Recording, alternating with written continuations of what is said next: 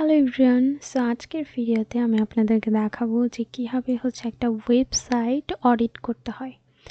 So একটা website audit করা মানে সেই ওয়েবসাইটে কতগুলো কিওয়ার্ড বা কত ভিজিটর্স আছে, এটার অথরিটি স্কোর কত, ব্যাকলিংকস কত, অ্যান্ড কোন কোন পেজে ইরর আছে। সো এইগুলোই মূলত দেখা যায় ওয়েবসাইট অডিটের আন্ডারে পড়ে। তো আমি এই ওয়েবসাইটটা আজকে অডিট করে আপনাদেরকে দেখাবো যে কীভাবে ওয়েবসাইটের রিপোর্ট ক্লায়েন্টকে আর কি পাঠানো যায়। সো সেটার জন্য আমার ফার্স্টে এখানে ইউআরএলটা পেস্ট করে দিতে হবে। সো আমি এখানে রুট ডোমেনটা দিচ্ছি।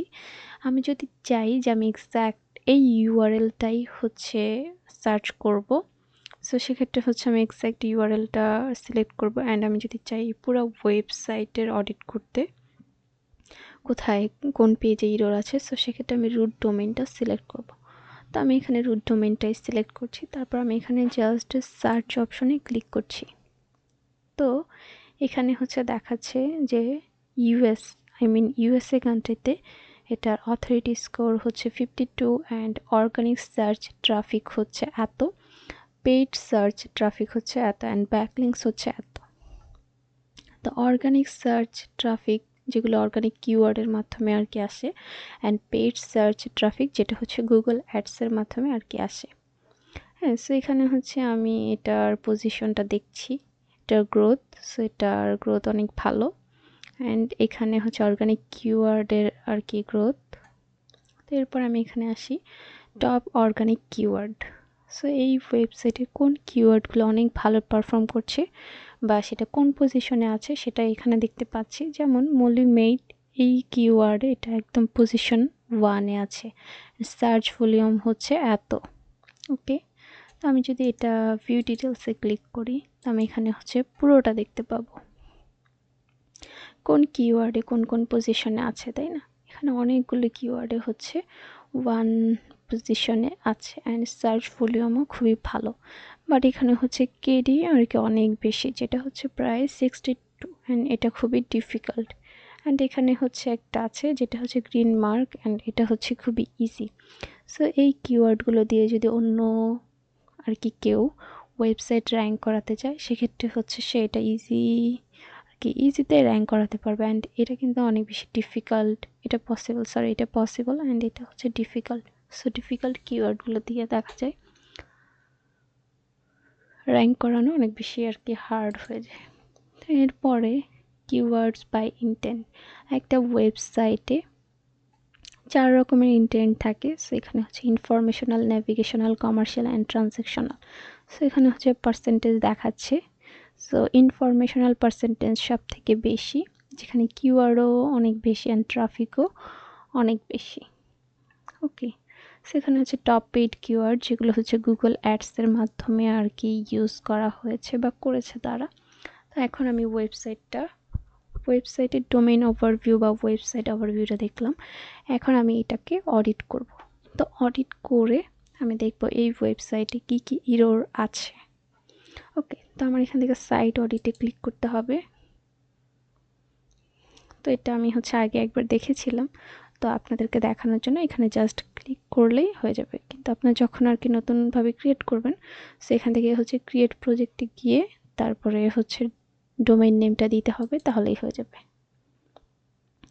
তো এখানে ওভারভিউটা যদি দেখি, তো এখানে দেখতে পাচ্ছি প্রায় এতগুলো ইরর আছে, অ্যান্ড ওয়ার্নিং এত, নোটিস এত, তাই না? সেখানে ক্রল পেজে যদি যাই, broken 1, have issues 92, redirect 6, and top যে ইস্যুগুলো সেগুলো এখানে দেখাচ্ছে। তো আমি এখানে ভিউ ডিটেলসে গেলে পুরোটা দেখতে পাবো। সো এখানে অনেকগুলো দেখাচ্ছে যে কত ইস্যুস। সো আমি যদি এখানে যাই নাম্বার অফ ইস্যুসে, তাহলে দেখতে পাবো যে ডুপ্লিকেট কন্টেন্ট কতগুলো। তো এখানে প্রায় 14টা পেজের মতো আছে। তো এখানে ডুপ্লিকেট কন্টেন্টগুলো আর কি পাওয়া গেছে। এরপরে আমি যদি ডুপ্লিকেট টাইটেল ট্যাক্সে যাই, তো আমি এখানে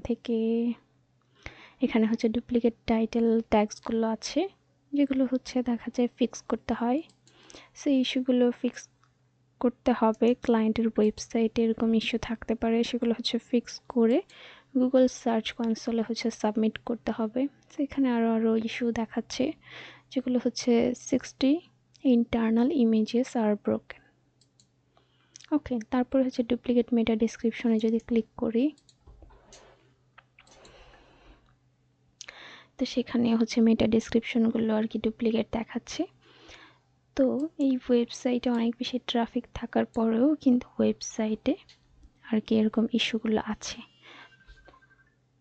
তো নর্মালি ক্লায়েন্টের ওয়েবসাইটগুলোতে দেখা যায়, মানে যারা হচ্ছে নতুন আর কি বিজনেস শুরু করেছে বা নতুন ওয়েবসাইট, সো তাদের ক্ষেত্রে দেখা যায় তারা ট্রাফিক খুবই কম থাকে অ্যান্ড ওয়েবসাইটে ইররগুলো থাকে।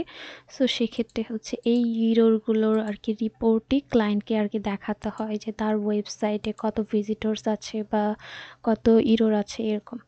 যেমন আমি দেখাই হচ্ছে আরেকটা ওয়েবসাইট,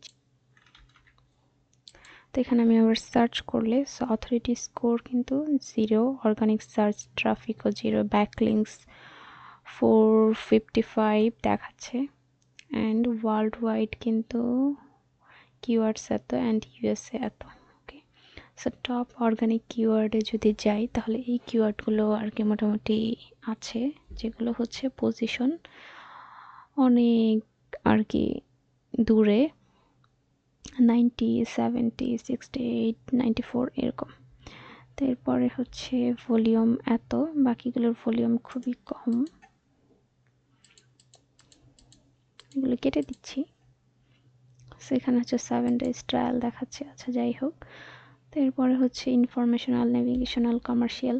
সো এই ওয়েবসাইটে কিন্তু আর আহামরি তেমন কিছু নেই, অ্যান্ড এখানে কিন্তু কোনো ট্রাফিকও তেমন ভালো নেই। ওকে, সো এটা কিন্তু একটা প্রবলেমেটিক ওয়েবসাইট। সো এরকম ক্লায়েন্টদের ওয়েবসাইটগুলো এরকমই থাকতে পারে, দেখা যেতে পারে যে হচ্ছে ট্রাফিক একদম লো বা একদমই নেই বা অনেক বেশি ইরর থাকতে পারে। সো এগুলো হচ্ছে ক্লায়েন্টকে আর কি আপডেট পাঠাতে হবে, এরকম আপডেট হচ্ছে পাঠালে ক্লায়েন্ট হচ্ছে বুঝতে পারবে। সো আপনি যদি আমার ভিডিওগুলো লাইক করে থাকেন তাহলে আমি নেক্সট ভিডিওতে কিওয়ার্ড রিসার্চ নিয়ে আরও অনেক ভিডিও বানাবো আপনাদের জন্য। সো সবাই ভালো থাকবেন, আল্লাহ হাফেজ।